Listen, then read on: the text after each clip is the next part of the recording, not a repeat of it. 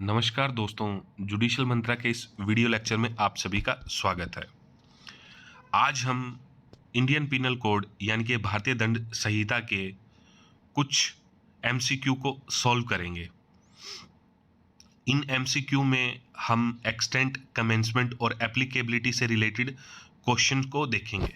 तो चलिए पहले प्रश्न से शुरू करते हैं। Which one of the following is the date of enforcement of Indian penal code 1860? यानी कि भारतीय दंड संहिता की एनफोर्समेंट डेट कब है, कब भारतीय दंड संहिता एनफोर्स हुआ? तो ये डेट थी 1 जनवरी 1862। Section 1 of Indian penal code deals with, किस चीज से डील करता है? तो वो डील करता है title and extent of operation of the code.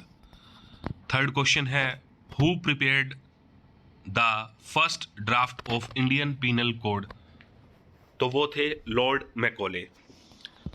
Next question, the draft of Indian penal code was prepared bye?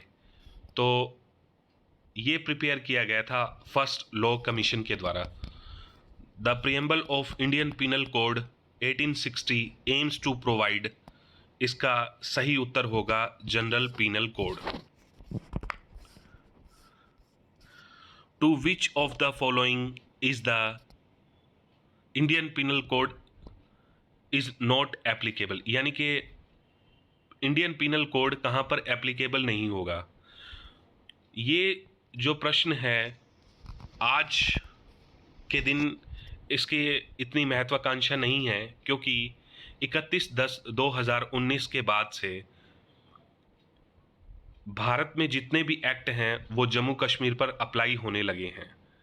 यदि हम इस तारीख से पहले देखें, यानी कि Jammu and Kashmir reorganisation act जो 2019 में आया था, उससे पहले जम्मू कश्मीर में रणवीर पिनल कोड अप्लाई होता था। Whether Indian penal code 1860 applies to an offence committed by a citizen of India outside India? तो इसका सही उत्तर है यस। यदि एक सिटीजन जो है इंडिया का वो आउटसाइड इंडिया ऑफेंस कमिट करता है तो उस पर इंडियन पिनल कोड अप्लाई होगा।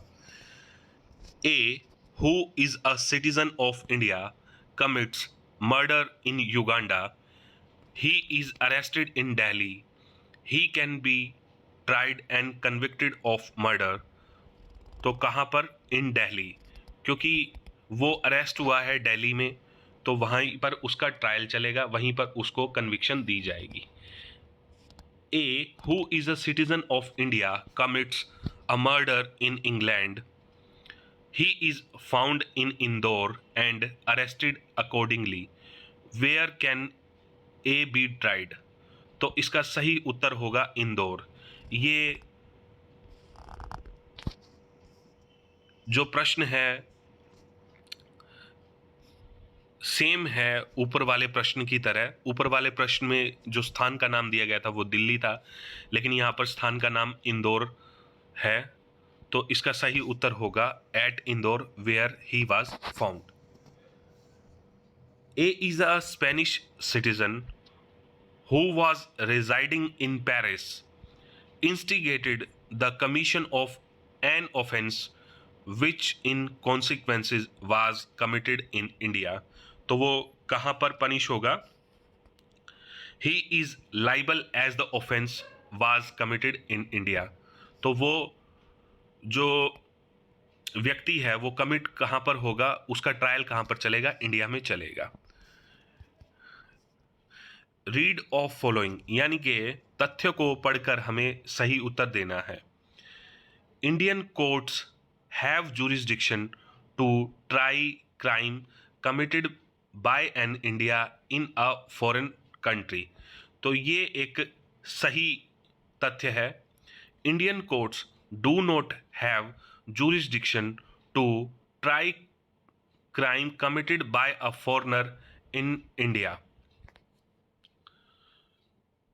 तो ये एक गलत तथ्य है, क्योंकि इंडियन कोर्ट जूरिसडिक्शन रखती है यदि एक फॉरेनर क्राइम कमिट करता है इंडिया के under. Under which of the following situation would Indian courts have जूरिसडिक्शन? यानी कि इन परिस्थितियों को ध्यान करके हमें आंसर करना है कि इंडियन कोर्ट्स जुरिस्डिक्शन रखती हैं या नहीं रखती। Number 1, crime committed by an Indian in foreign country. यदि एक जो भारतीय है वो क्राइम कमिट करता है फॉरेन कंट्री में, तो ये बिल्कुल सही है। Crime committed by a foreigner in India, बिल्कुल उसको भी इंडियन कोर्ट्स जो है जुरिस्डिक्शन रखती है, उसे पनिश कर सकती है।